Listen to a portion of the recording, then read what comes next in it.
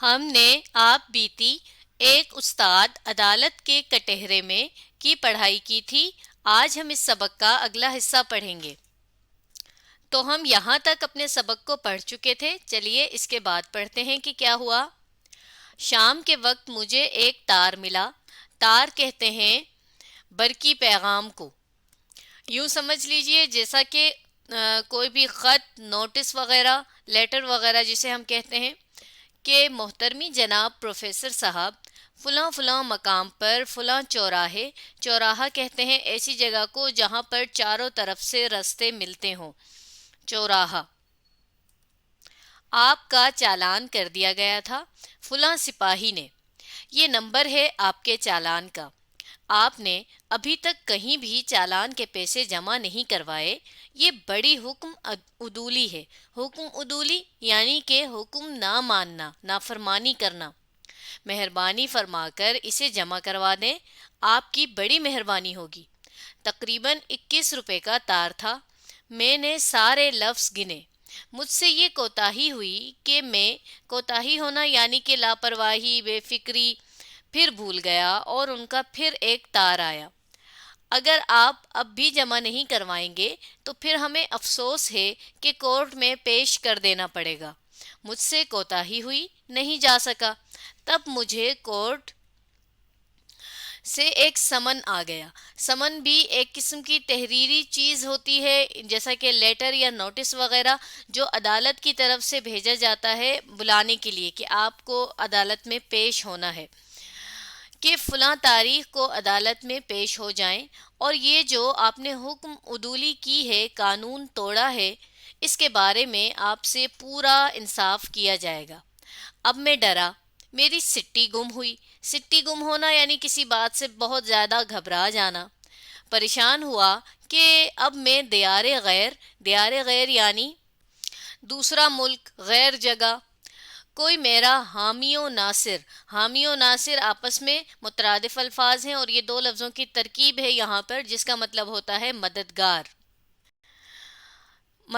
نہیں ہے۔ میں کس کو اپنا والی بناؤں گا؟ والی کہتے ہیں جیسا کہ حفاظت کرنے والا یا پھر حمایتی، جو ہمارے حق میں ہماری طرف سے بات کرے، اسے والی کہا جاتا ہے۔ میرا ڈاکٹر تھا، ڈاکٹر بالدی اس کا نام تھا، نوجوان تھا۔ میں نے اس سے کہا مجھے وکیل کر دو۔ اس نے کہا میرا ایک دوست ہے، اس کے پاس چلتے ہیں۔ اس کے پاس گئے۔ اس نے کہا یہ تھوڑا سا پیچیدہ ہو جائے گا اگر میں گیا عدالت میں۔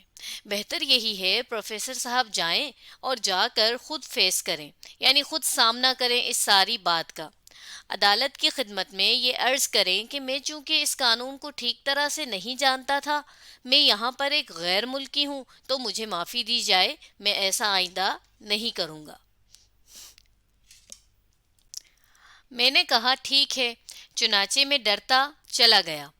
اگر آپ کو روم جانے کا اتفاق ہونا کہا جاتا ہے، یعنی اگر موقع ملے، موقع پیش آئے ایسا، تو پیلس آف دی جسٹس، اب یہاں یہی انگریزی میں لکھا ہے پیلس آف جسٹس، وہ رومن زمانے کا بہت بڑا وسیع و عریض دو لفظوں کی ترکیب ہے، اور اس کا مطلب ہوتا ہے بہت بڑا، بہت پھیلا ہوا ہے۔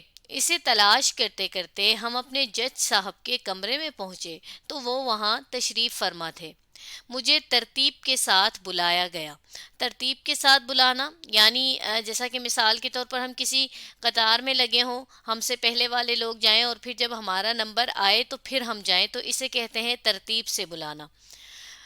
اب بالکل میرے بدن میں روح نہیں ہے۔ بدن میں روح نہ ہونا یعنی بہت زیادہ کسی بات سے گھبرانا، ڈرنا، خوف کھانا، اور میں خوف زدہ ہوں، اور کانپنے کی بھی مجھ میں جرت نہیں ہے، یعنی کہ میں اس قدر ڈرا ہوا ہوں کہ میں کانپنا بھی میں جو ہے نہیں، کانپ بھی نہیں سک رہا، کانپنے کی بھی مجھ میں ہمت نہیں ہو رہی ہے۔ جرت نہ ہونا آپ جانتے ہیں نا، ہمت نہ ہونے کو ہی کہتے ہیں۔ اس لیے کہ تشنج جیسی کیفیت ہو گئی تھی۔ تشنج ایک قسم کی بیماری کا نام ہوتا ہے، اور اس بیماری میں جو ہے تو ویسے تو یہ ایک بیماری کا نام ہے، اور اس بیماری میں ہوتا کیا ہے کہ ہمارے جسم کے کچھ حصے جو ہیں وہ اکڑ جاتے ہیں، ہم اسے عام طور پر معمول کے مطابق ہلا نہیں سکتے۔ تو یہ بھی کہہ رہے ہیں کہ میں خوف کی وجہ سے بالکل اس طرح سے اکڑ گیا تھا کہ میں کانپنے کی بھی مجھ میں ہمت نہیں تھی، اور ایسے لگ رہا تھا کہ مجھے اس بیماری کی سی میری حالت ہو گئی تھی۔ انہوں نے حکم دیا، آپ کھڑے ہوں اس کٹہرے کے اندر۔ چلیں، یہ جو کٹہرے کا لفظ استعمال ہوا ہے اس کو ہم تصویر سے بھی سمجھ لیتے ہیں۔ یہ دیکھیے، کورٹ یا عدالت کے یہ اندر کی تصویر ہے، یعنی اندر جو کمرہ ہوتا ہے عدالت کا وہ اس طرح کا ہوتا ہے، اور یہ جو لکڑی کی بنی ہوئی جالی دار باڑ ہوتی ہے، یہ دیکھیے یہ والی جو ہے، اسے کہا جاتا ہے کٹہرا، جس میں مجرم کو کھڑا کیا جاتا ہے اور پھر اس سے جو ہے جج سوال جواب کرتا ہے، اور اس کا وکیل جو ہے وہ اس کے بارے میں بتاتا ہے، اس کی جو ہے حمایت میں بات کرتا ہے۔ تو یہ ہے کٹہرا۔ یوں سمجھ لیجئے کہ اشفاق احمد بھی اسی طرح کے ایک کٹہرے میں انہیں بلایا گیا تاکہ ان سے پوچھ گچھ کی جا سکے، ان سے سوال کیا جا سکے۔ تو چلیں آگے بڑھتے ہیں۔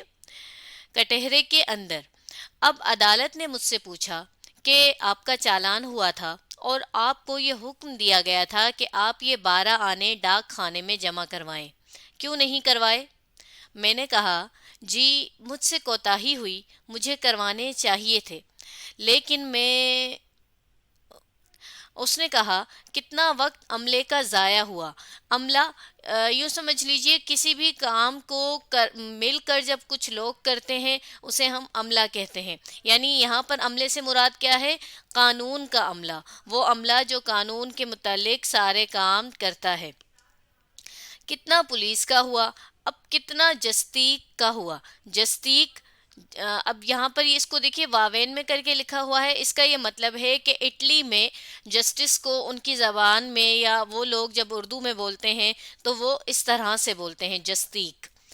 جسٹس عدالت کا ہو رہا ہے، اور آپ کو اس بات کا احساس ہونا چاہیے تھا۔ ہم اس کے بارے میں آپ کو کڑی سزا دیں گے، کڑی سزا یعنی سخت سزا۔ میں نے کہا، میں یہاں پر ایک فارنر ہوں۔ فارنر انگلش کا لفظ ہے اور اس کا مطلب ہوتا ہے دوسرے ملک کا ہوں، غیر ملک کا ہوں۔ پردیسی ہوں، پردیسی بھی آپ جانتے ہی ہیں کہ دوسرے ملک کے ہونے کو کہتے ہیں۔ جیسا ہمارا بہانہ ہوتا ہے، میں کچھ زیادہ آداب نہیں سمجھتا۔ آداب ادب کی جمع ہے، اور یہاں پر آداب سے مراد ہے یعنی یہاں کے طور طریقے۔ قانون سے میں واقف نہیں ہوں، یعنی نہیں جانتا، تو میرے پر مہربانی فرمائیں۔ انہوں نے کہا، آپ زبان تو ٹھیک ٹھاک بولتے ہیں، وضاحت کر رہے ہیں، آپ کیا کرتے ہیں؟ تو میں چپ کر کے کھڑا رہا۔